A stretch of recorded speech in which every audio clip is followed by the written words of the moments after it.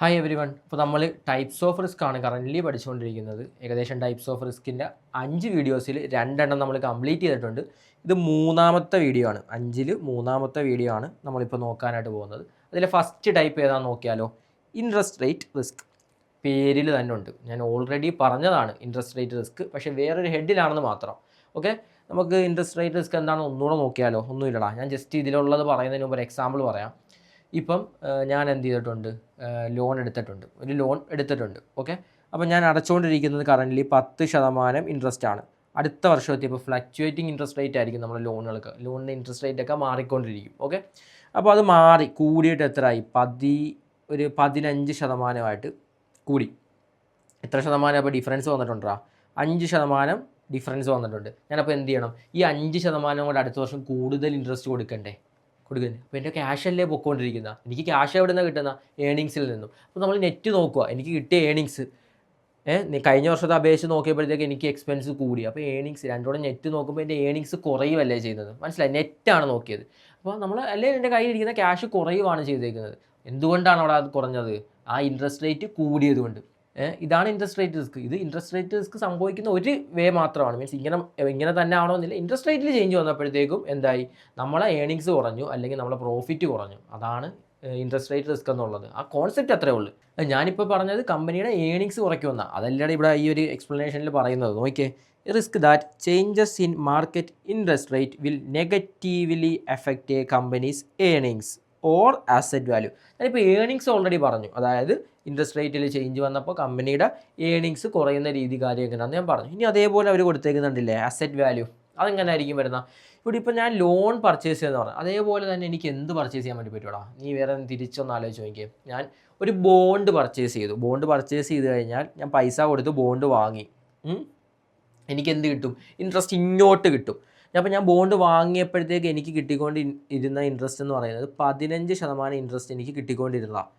ഞാൻ അത് കണ്ടിട്ടാണ് സത്യം പറഞ്ഞാൽ ഇൻവെസ്റ്റ് ചെയ്തത്. എൻ്റെ റിട്ടേൺ അതാണല്ലോ. ഓക്കെ, അപ്പം അങ്ങനെ ഇരിക്കുമ്പോൾ അടുത്ത വർഷം എത്രയായിട്ട് മാറിയിടാം? 10% മാറി. എന്തായി? 5% എനിക്ക് കിട്ടിക്കൊണ്ടിരുന്ന റിട്ടേണാണ് പോയത്. ഇവിടെ നമുക്ക് കോസ്റ്റ് കൂടി, ഇവിടെ റിട്ടേൺ കുറഞ്ഞു. രണ്ടാ. ബോണ്ട് എന്താടാ? ഒരു അസറ്റ് അല്ലേടാ? മീൻസ് നമ്മൾ ഇൻവെസ്റ്റ് ചെയ്തിരിക്കുന്നത് നമ്മൾ ഇൻവെസ്റ്റ്മെൻറ്റിലല്ലേ മീൻസ് വരുന്നത് ബോണ്ട് എന്ന് പറയുന്നത്. അപ്പോൾ നമ്മൾ അസറ്റാണ്. അസറ്റിൻ്റെ വാല്യൂ കുറയ്ക്കുമല്ലേ ഇവിടെ ചെയ്തേക്കുന്നത്. എനിക്ക് റിട്ടേൺ കുറഞ്ഞു, അസറ്റിൻ്റെ വാല്യൂ കുറഞ്ഞു. ഈ ബോണ്ടിന് ഞാൻ മാർക്കറ്റിൽ വിൽക്കുവാണെങ്കിലേ, ഞാനിപ്പോൾ ഇത് 10 ലക്ഷം ഇൻവെസ്റ്റ് ചെയ്ത് വാങ്ങിയ ബോണ്ടാണ്. എന്തായിരുന്നു 10 ലക്ഷം കിട്ടിയത്? 15% റിട്ടേൺ ഉള്ളതുകൊണ്ട്. ഇപ്പോൾ 15% റിട്ടേൺ ഉണ്ടോ? ഇല്ല, 10 ഉള്ളൂ. സ്വാഭാവികമായിട്ട് ഇത് ഞാൻ മാർക്കറ്റിൽ 10 ലക്ഷത്തിന് വിൽക്കാൻ ചെന്ന് ആരെങ്കിലും വാങ്ങത്തില്ല. ഇതിൻ്റെ വാല്യൂ എന്തായാലും 10 ലക്ഷത്തിൽ കുറവായിരിക്കും. അതാണ് അസറ്റ് വാല്യൂ കുറഞ്ഞെന്ന് പറഞ്ഞത്. ഇൻഡയറക്റ്റ്ലി ആണത് വരുന്നത്. മനസ്സിലായി? അതിൻ്റെ ഐഡിയ കിട്ടിയിട്ടുണ്ടോ? ഓക്കെ, അപ്പം ഇൻട്രസ്റ്റ് റേറ്റിൽ ചേഞ്ച് വന്നപ്പോൾ ഏണിങ്സ് കുറയുക, അല്ലെങ്കിൽ അസറ്റ് വാല്യൂ കുറയുക. അതാണ് ഇൻട്രസ്റ്റ് റേറ്റ് റിസ്ക് എന്ന് പറയുന്നത്. It mainly impact firm with loans, bonds, interest sensitive investment. ഇൻട്രസ്റ്റിൽ കൂടുതലായിട്ട് ഇൻട്രസ്റ്റ് കിട്ടത്തക്ക രീതിക്ക് ഇൻവെസ്റ്റ്മെൻറ്റ് ചെയ്തേക്കുക. അതൊക്കെ തന്നെയാണ് ബോണ്ടും കാര്യങ്ങളൊക്കെ. അപ്പോൾ ഇങ്ങനത്തെ കമ്പനികളായിരിക്കും കൂടുതൽ ബാധിക്കുന്നത്. നമുക്കിതിനൊരു എക്സാമ്പിൾ നോക്കാം. If loan interest rate fluctuate upward a company's borrowing cost increase. അതായത് ഒന്നുമില്ല, ഞാൻ ഈ പറഞ്ഞ എക്സാമ്പിളാണ് ഇവരിവിടെ പറഞ്ഞേക്കുന്നത്. ഇൻട്രസ്റ്റ് റേറ്റ് മേളിലോട്ട് പോയി കൂടി, കമ്പനിയുടെ ബോറോയിങ് കോസ്റ്റ് എന്ന് പറഞ്ഞാൽ ഇൻട്രസ്റ്റ്. നമ്മൾ ബോറോ ചെയ്തപ്പോൾ നമുക്ക് വരുന്ന കോസ്റ്റിനാണ് ഇൻട്രസ്റ്റ് എന്ന് പറയുന്നത്. അപ്പോൾ ഇൻട്രസ്റ്റ് എന്താവും? കൂടും. അപ്പോൾ നമുക്ക് എന്ത് ചെയ്യും? പ്രോഫിറ്റ് കുറയും. സംഭവം അത്രേ ഉള്ളൂ. ഇൻട്രസ്റ്റ് റേറ്റ് കൂടിയപ്പോഴത്തേക്ക് നമുക്ക് കൂടുതൽ കോസ്റ്റ് വന്നു, പ്രോഫിറ്റ് കുറഞ്ഞു. അതാണ് ഏണിങ്സിൽ. അസറ്റ് വാല്യൂവിൽ ഓൾറെഡി ഞാൻ പറഞ്ഞു, ഇൻട്രസ്റ്റ് റേറ്റ് നമുക്ക് കിട്ടിക്കൊണ്ടിരുന്ന ഇൻട്രസ്റ്റ് കുറഞ്ഞു പോയി, റിട്ടേൺ കുറഞ്ഞു പോയി. സ്വാഭാവികമായിട്ടും നമ്മൾ പർച്ചേസ് ചെയ്ത പ്രൈസിൽ ആ ഒരു അസറ്റ് നമുക്കിനി വിൽക്കാനായിട്ട് പറ്റില്ല. നമ്മൾ അസറ്റിൻ്റെ വാല്യൂ കുറയും. അങ്ങനെയാണ് അവിടെ വരുന്നത്. ഓക്കെ, നമുക്ക് അടുത്ത ടൈപ്പിലേക്ക് പോയാലോ. ഓക്കെ, അടുത്ത റിസ്ക് ആണ് റീഇൻവെസ്റ്റ്മെൻറ്റ് റേറ്റ് റിസ്ക്. ഇവിടെ ആ പേര് തന്നെ ഉണ്ട് എന്താണെന്നുള്ളത്. റീഇൻവെസ്റ്റ് ചെയ്യാനായിട്ട് പോകുമ്പോൾ ഉണ്ടാകുന്ന റിസ്ക് ഒന്നുമില്ല. ഞാനിപ്പം ആദ്യം ഇൻവെസ്റ്റ് ചെയ്തിട്ടുണ്ടായിരുന്നു. മീൻസ് ഓൾറെഡി ഫസ്റ്റ് ടൈം ഞാൻ ഇൻവെസ്റ്റ് ചെയ്തിട്ടുണ്ടായിരുന്നു. അപ്പോൾ എനിക്ക് ഈ പറഞ്ഞ എക്സാമ്പിളുമായിട്ട് എറൗണ്ട് റിലേറ്റഡ് ആയിരിക്കും. ഇപ്പോൾ ഇവിടെ ഞാൻ ബോണ്ടാണ്, അല്ലാതെ വേറെ എവിടെയെങ്കിലും ആയിക്കോട്ടെ, വേറെ എവിടെയെങ്കിലും ഞാൻ ഇൻവെസ്റ്റ് ചെയ്തിട്ടുണ്ട്. ഇപ്പോൾ ഇതും എക്സാമ്പിൾ ബോണ്ട് തന്നെയാണ് പറയുന്നത്. അപ്പോൾ നിങ്ങൾ ആലോചിക്കും ഇൻട്രസ്റ്റ് റേറ്റിലെ ചേഞ്ച് അല്ലേ എന്ന്. പക്ഷേ ഇവിടെ ആലോചിക്കേണ്ട ഒരു കാര്യമുണ്ട്. ഇവിടെ നമ്മൾ റീഇൻവെസ്റ്റ്മെൻറ്റാണ് ചെയ്യുന്നത്. മറ്റേതെന്താണ്? തന്നെ ബോണ്ടിൻ്റെ ഇൻട്രസ്റ്റ് റേറ്റ് കുറഞ്ഞപ്പോഴത്തേക്ക് നമുക്കുണ്ടായ റിസ്ക്കാണ്. ഇവിടെ നമ്മൾ ആദ്യമേ ഈ ഒരു എക്സാമ്പിൾ നോക്കാം. Bond paying 8% മെച്യൂഴ്സ്. ഞാനൊരു ബോണ്ടിൽ ഇൻവെസ്റ്റ് ചെയ്ത ടൈമിൽ എനിക്ക് 8% റിട്ടേൺ ഉണ്ടായിരുന്നു. മാർക്കറ്റിൽ 8% റിട്ടേൺ ഉള്ള ബോണ്ടിലാണ് ഞാൻ പോയി ഇൻവെസ്റ്റ് ചെയ്തത്. ഓക്കെ, അങ്ങനെ ആ ഇൻവെസ്റ്റ്മെൻറ്റ് എന്തായി? മെച്യൂറായി. അതായത് 10 വർഷമായി. ഞാൻ അങ്ങനെ 8% വെച്ച് 10 വർഷം എനിക്ക് കിട്ടി. ഇനി 10 വർഷം കഴിഞ്ഞിട്ട് ഈ സെയിം എമൗണ്ട് ഞാൻ കൊണ്ടുപോയിട്ടെ റീഇൻവെസ്റ്റ് ചെയ്യാൻ വേണ്ടി പോകും. അപ്പോൾ റീഇൻവെസ്റ്റ് ചെയ്യുന്ന ടൈമില്ലേടാ എനിക്ക് ഇപ്പോൾ കറൻ്റ്ലി മാർക്കറ്റിൽ എത്ര ശതമാനമേ ഉള്ളൂ? 5 ഉള്ളൂ. നേരത്തെ 8 ഉണ്ടായിരുന്നു, ഇപ്പോൾ 5 ആയി. ഒരു ഡിഫറൻസ് 3% വന്നില്ലേ? അതെന്താ? അത് എപ്പോഴാണ് വന്നത്? റീഇൻവെസ്റ്റ്മെൻറ്റ് ചെയ്ത ടൈമിലല്ലേ? അതിനെയാണ് റീഇൻവെസ്റ്റ്മെൻറ്റ് റേറ്റ് റിസ്ക് എന്ന് പറയുന്നത്. അത് തന്നെയാണ് മേലത്തെ ആ ഒരു പാരഗ്രാഫിൽ പറഞ്ഞേക്കുന്നത്. It is the risk that future cash flows will have to be reinvested at a lower interest rate than original investment. നമ്മൾ ആദ്യം ഇൻവെസ്റ്റ് ചെയ്തതിനേക്കാളും കുറഞ്ഞ ഇൻട്രസ്റ്റ് റേറ്റിൽ നമ്മൾ എന്ത് ചെയ്യും? ഇൻവെസ്റ്റ് ചെയ്യുന്നത്, വീണ്ടും റീഇൻവെസ്റ്റ് ചെയ്യുന്നത്. അതിനെയാണ് റീഇൻവെസ്റ്റ്മെൻറ്റ് റേറ്റ് റിസ്ക് എന്ന് പറയുന്നത്. This usually occurs when market interest rate decline. എപ്പോഴായിരിക്കും കൂടുതൽ സംഭവിക്കുക? മാർക്കറ്റിൽ ഇൻട്രസ്റ്റ് റേറ്റ് കുറയുന്ന ടൈമിൽ. ഇപ്പോൾ 8% എന്നുള്ളത് 5% ആയില്ലേ, 3% കുറഞ്ഞില്ലേ?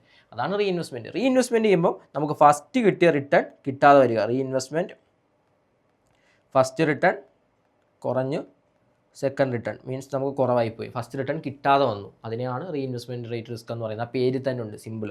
ഓക്കെ, നമുക്ക് അടുത്ത ടൈപ്പ് ഓഫ് റിസ്ക് ആണ് ഫോറിൻ എക്സ്ചേഞ്ച് റേറ്റ് റിസ്ക്.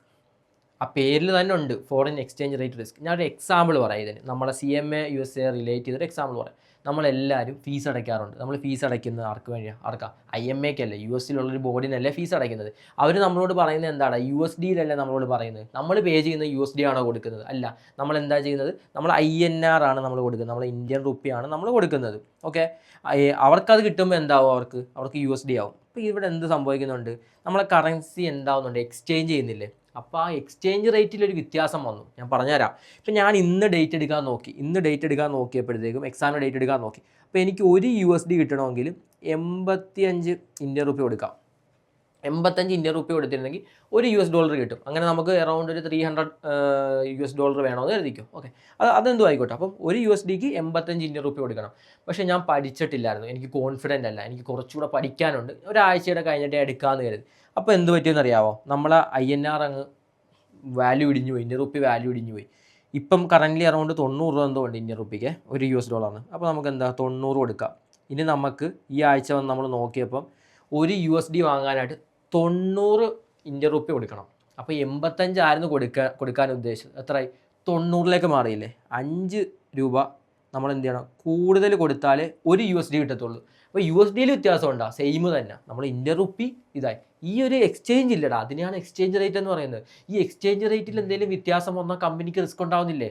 അതിനെയാണ് എക്സ്ചേഞ്ച് റേറ്റ് റിസ്ക് എന്ന് പറയുന്നത്. ഇതിപ്പോൾ നമ്മൾ CMA US റിലേറ്റ് ചെയ്ത് പറഞ്ഞു. ഇതേപോലെ കമ്പനീസ് ഉണ്ടായിരിക്കും. അതായത് US-ലായിരിക്കും ആ കമ്പനിയുടെ ബേസ്, മീൻസ് അവരുടെ ഹെഡ് ഓഫീസും എല്ലാം. പക്ഷേ അവർക്ക് പല രാജ്യങ്ങളിൽ സെയിൽസ് ഉണ്ടായിരിക്കും. ഇന്ത്യയിലുണ്ടാവാം, ചൈനയിലുണ്ടാവാം, പല രാജ്യങ്ങളിലുണ്ടായിരിക്കും. അപ്പോൾ ഇവിടുന്ന് പൈസ ചെല്ലുന്നുണ്ട്, മീൻസ് ഇന്ത്യയിൽ നിന്ന് പൈസ US-ലേക്കായിരിക്കും ചെല്ലുന്നത്. അപ്പോൾ അവിടെ കറൻസി എക്സ്ചേഞ്ച് ആവും. അപ്പോൾ $1 അവർ ഉദ്ദേശിച്ച പൈസ കിട്ടിയില്ല. എന്താണ്? ഇന്ത്യൻ റുപ്പി ഭയങ്കരമായിട്ട് അപ്രിസിയേറ്റ് ആയിട്ട് നിൽക്കുവാണ്. അപ്പോൾ അവർ ഉദ്ദേശിച്ച പൈസ $1 കിട്ടിയില്ല. അതായത് കുറച്ച് ഇന്ത്യൻ റുപ്പി കൊടുത്തിട്ട് കൂടുതൽ $1 വാങ്ങാൻ പറ്റുന്നൊരു കേസായിരുന്നു. ഒരു ഉദ്ദേശിച്ച പൈസ കിട്ടിയില്ല. അവിടെ ഒരു റിസ്ക് ഇല്ലേ? ഉദ്ദേശിച്ച പൈസ എന്നുള്ളതാണ് അവരുടെ ഒബ്ജക്റ്റീവ്. അത് കിട്ടാതെ വരുന്നതാണ് റിസ്ക്. ഓക്കെ, അത് തന്നെയാണ് അവർ പാരഗ്രാഫിൽ പറഞ്ഞിരിക്കുന്നത്. It is the risk of financial loss due to changes in exchange rate between currencies തമ്മിലുള്ള എക്സ്ചേഞ്ച് റേറ്റിൽ ചേഞ്ച് വന്നതുകൊണ്ട് അവർക്ക് ഫൈനാൻഷ്യൽ ലോസ് ഉണ്ടായി. അതിനെയാണ് എക്സ്ചേഞ്ച് റേറ്റ് റിസ്ക് എന്ന് പറയുന്നത്. ഇനി നമുക്ക് രണ്ടാമത്തെ പോയിന്റിലേക്ക് നോക്കിയാലോ. This risk affect companies involved in international trade or having foreign currency transaction. ഇതിന് നമ്മളെ കളിയാക്കുന്ന പോലെയല്ലേ? അതായത് ഫോറിൻ എക്സ്ചേഞ്ച് റേറ്റ് റിസ്ക് വരണമെങ്കിൽ നമ്മളെന്താ ഫോറിൻ കറൻസി ട്രാൻസാക്ഷൻ നടത്തണമെന്ന് ഇതൊന്നും നമുക്കറിയില്ലേ? ഇതൊക്കെ എല്ലാവർക്കും അറിയാവുന്ന കാര്യമല്ലേ? ഇനി അറിയാത്ത ആരെങ്കിലും ഉണ്ടോ? എല്ലാവർക്കും അറിയാവുന്ന ഞാൻ വിശ്വസിക്കുന്നത് കേട്ടോ. ഓക്കെ, ഇതാണ് means foreign exchange rate risk എന്താണെന്ന് മനസ്സിലായില്ല. സിമ്പിൾ ഇത്രയേ ഉള്ളൂ. എക്സ്ചേഞ്ച് റേറ്റിൽ വ്യത്യാസം വന്നു, അപ്പോൾ അവർ ഉദ്ദേശിച്ച പൈസ കിട്ടിയില്ല, ഫൈനാൻഷ്യൽ ലോസ് സംഭവിച്ചു. അത് തന്നെയാണ് എക്സാമ്പിളിലും പറഞ്ഞേക്കുന്നത്. A company exporting goods to the US-ലേക്ക് ഗുഡ്സ് എക്സ്പോർട്ട് ചെയ്യുന്നൊരു കമ്പനിയാണ്. May receive payment in dollars. അവർക്ക് എന്താണ്? ഡോളേഴ്സിലാണ് പേയ്മെൻറ്റ്സ് കിട്ടുന്നത്. Okay, but the dollar weakens, അതായത് എഗെയിൻസ്റ്റ് ദ ലോക്കൽ കറൻസി. ഈ ഒരു എക്സാമ്പിൾ പ്രകാരം നമ്മളെ ഇന്ത്യൻ റുപ്പിയാണ് വീക്കർ ആയത്, US-ഡോളർ എന്തായി? അപ്രിസിയേറ്റ് ആയി. ഇവിടെ നേരെ ഓപ്പോസിറ്റ് തിരിഞ്ഞ്, അതായത് 90 ഉണ്ടായിരുന്നു ഈ ആഴ്ച, അവർ 90 കിട്ടുമെന്ന് വിചാരിച്ചു. പക്ഷേ അടുത്ത ആഴ്ച അപ്പോൾ 85ലേക്ക് പോയി. US-ഡോളർ എന്തായി? ഇടിഞ്ഞു, വീക്കായി. അപ്പോൾ അവർക്ക് എന്താ? അവർ 90 ഉദ്ദേശിച്ചു, 85 $1 പുറത്ത് കിട്ടിയുള്ളൂ. $1 പുറത്ത് അവർക്ക് 5 റുപ്പി നഷ്ടമായില്ലടാ. അപ്പോൾ അതിനെയാണ് ഫോറിൻ എക്സ്ചേഞ്ച് റേറ്റ് റിസ്ക് എന്ന് പറയുന്നത്. Okay, the company will receive less value when converting it back. അവർ കൺവേർട്ട് ചെയ്ത ടൈമിൽ അവർക്ക് കുറച്ച് പൈസയെ കിട്ടത്തുള്ളൂ. അതിനെയാണ് എക്സ്ചേഞ്ച് റേറ്റ് റിസ്ക് എന്ന് പറയുന്നത്. നമുക്ക് അടുത്ത റിസ്കിലേക്ക് പോകാം, ക്രെഡിറ്റ് റിസ്ക്. ഇതിന് നമുക്ക് വേറൊരു പേരൂടെ പറയാൻ വേണ്ടി പറ്റും, ഡിഫോൾട്ട് റിസ്ക് എന്ന് പറയാം. ഈ ഡിഫോൾട്ട് റിസ്ക് വെച്ച് നമുക്ക് കണക്ട് ചെയ്യാൻ വേണ്ടി പറ്റും പേരുമായിട്ട്. ഒരു ഡിഫോൾട്ട് വരുത്തി, അപ്പോൾ ഉണ്ടാകുന്ന റിസ്ക്കാണ് ഡിഫോൾട്ട് റിസ്ക്. ഇനി എന്ത് ഡിഫോൾട്ട് വരുത്തി? പൈസ കൊടുത്തില്ല, പൈസ തരാമെന്ന് പറഞ്ഞിട്ട് എന്ത് ചെയ്യില്ല, പൈസ തന്നില്ല. അവിടെ നമ്മളെല്ലാം കമ്പനീസിൽ സെയിൽ നടത്തും. എല്ലാം എന്തായിരിക്കും? കൂടുതലും ക്രെഡിറ്റ് സെയിൽസ് ആയിരിക്കും ഉണ്ടായിരിക്കും. അക്കൗണ്ട് റിസീവബിളിലേക്കായിരിക്കും ഇവരെല്ലാം പോവുക. ഇവർ പൈസ തരാമെന്ന് പറഞ്ഞ് പോയില്ല, അതൊരു റിസ്ക് അല്ലേ, ക്രെഡിറ്റ് റിസ്ക് അല്ലേ. ഇതിനെയാണ് നമ്മൾ എന്ത് പറയുന്നത്, ബാഡ് ഡെപ്റ്റ് എന്നൊക്കെ പറയും. അതൊക്കെ നമ്മൾ പഠിക്കാനായിട്ടുള്ള കാര്യങ്ങളാണ്. ഓക്കെ, അപ്പം ആ ഒരു റിസ്ക് നമുക്ക് ബാഡ് ഡെപ്റ്റിലേക്ക് പോകാനുള്ള ചാൻസ് ഇല്ല. അതിനെയാണ് ക്രെഡിറ്റ് റിസ്ക് എന്ന് പറയുന്നത്, അല്ലെങ്കിൽ ഡിഫോൾട്ട് റിസ്ക് എന്ന് പറയുന്നത്. It is the risk that a borrower or counter party will fail to meet their financial obligation on time or in full. Financial obligations അവർ മീറ്റ് ചെയ്തില്ല, പറഞ്ഞ സമയത്ത് ഒരു പൈസ തന്നില്ല, അത്രേ ഉള്ളൂ. അതിനെയാണ് ക്രെഡിറ്റ് റിസ്ക് അല്ലെങ്കിൽ ഡിഫോൾട്ട് റിസ്ക് എന്ന് പറയുന്നത്. This risk mainly affect lenders, investors, business offering credit sales. Credit sales നടത്തിയ ബിസിനസ്സിനെ അഫക്റ്റ് ചെയ്യും. ഇൻവെസ്റ്റ് ചെയ്തിട്ട് റിട്ടേൺ തരാമെന്ന് പറഞ്ഞ് തന്നില്ല, അവിടെയും ക്രെഡിറ്റ് റിസ്ക് ഉണ്ട്. ലെൻഡേഴ്സ് കടം കൊടുത്തിട്ട് തിരിച്ചു തരാമെന്ന് പറഞ്ഞു, തന്നില്ല, അവിടെയും എന്തുണ്ട്, ക്രെഡിറ്റ് റിസ്ക് ഉണ്ട്. അപ്പോൾ ഇവരെയൊക്കെയാണ് മെയിൻലി ഈ റിസ്ക് അഫക്റ്റ് ചെയ്യുന്നത്. ഓക്കെ, ഇത് തന്നെയാണ് ഈ എക്സാമ്പിളും പറഞ്ഞത്. Company selling goods on credit may face losses if customer fail to pay their dues.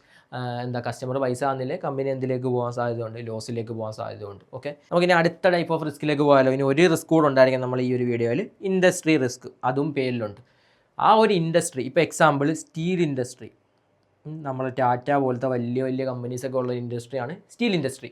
ആ സ്റ്റീൽ ഇൻഡസ്ട്രിയിൽ ഗവൺമെൻറ് ഒരു പുതിയ റൂൾ കൊണ്ടുവന്നു, നിങ്ങൾ 50% ടാക്സ് തരണമെന്ന് പറഞ്ഞിട്ട്. അപ്പോൾ അവർക്ക് എല്ലാവർക്കും അവരുടെ ഏണിങ്സ് എല്ലാവരുടെയും കുറയില്ല, ആ ഒരു ഇൻഡസ്ട്രിയിലുള്ള എല്ലാവർക്കും അത് എഫക്റ്റ് ചെയ്തില്ലേ. അതിനെയാണ് ഇൻഡസ്ട്രി റിസ്ക് എന്ന് പറയുന്നത്. ഓക്കെ, ഇത് തന്നെയാണ് ഇവിടെ പറഞ്ഞേക്കുന്നത്, നമുക്ക് നോക്കാം. It is the risk that the factors affecting A particular industry will negatively impact all companies within that industry. ആ ഇൻഡസ്ട്രിയിലുള്ള എല്ലാ കമ്പനീസിനെ അഫക്റ്റ് ചെയ്ത് എന്തെങ്കിലും ഒരു കാര്യം സംഭവിച്ചിട്ടുണ്ടെങ്കിൽ അതിനെയാണ് ഇൻഡസ്ട്രി റിസ്ക് എന്ന് പറയുന്നത്. Okay, such factors may include changes in technology.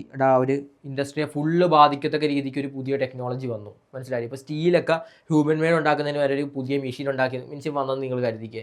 അപ്പം ഈ ഹ്യൂമൻ മെയ്ഡ് ഉണ്ടായിക്കൊണ്ടിരിക്കും ഇൻഡസ്ട്രി ഫുൾ, അവരെല്ലാം എന്ത് ചെയ്യും, ബാധിക്കും. അതാണ് ടെക്നോളജി ചേഞ്ച്. എന്തോ ടെക്നോളജി ചേഞ്ച് മൂലം ഉണ്ടാവാം, അല്ലെങ്കിൽ ഗവൺമെൻറ് റെഗുലേഷൻസ്, ഞാൻ നേരത്തെ പറഞ്ഞ പ്രകാരം ഗവൺമെൻറ് പുതിയ റെഗുലേഷൻസ് വെക്കുകയാണെങ്കിൽ എല്ലാവരെയും ബാധിക്കാം. അല്ലെങ്കിൽ കോമ്പറ്റീഷൻ, ഈ ഇൻഡസ്ട്രിയെ ഫുള്ളി അഫക്റ്റ് ചെയ്ത രീതിയിലൊരു കോമ്പറ്റീഷൻ ഉണ്ടാവാം. അല്ലെങ്കിൽ shift in consumer demand. Consumers എന്ന് പറഞ്ഞാൽ കസ്റ്റമേഴ്സിൻ്റെ ഡിമാൻഡ് പോയി. അപ്പം മീൻസ് ആ ഒരു സാധനം ഇനി അവർക്ക് വേണ്ട, സ്റ്റീൽ ഇല്ലാതെ വീട് ഉണ്ടാക്കാൻ പറ്റും, അല്ലെങ്കിൽ പാലുണ്ടാക്കാൻ പറ്റും. അങ്ങനെയൊക്കെ ടെക്നോളജി കാര്യമൊക്കെ വന്നത് കരുതിക്കും. അപ്പോൾ സ്വാഭാവികമായിട്ടും കസ്റ്റമേഴ്സിൻ്റെ ഡിമാൻഡ് പോകും, അവർക്ക് ആ സാധനം ഇല്ലാതെ ചെയ്യാൻ പറ്റും. സ്വാഭാവികമായിട്ട് ഇൻഡസ്ട്രിയെ ഫുള്ളായിട്ട് ബാധിക്കും.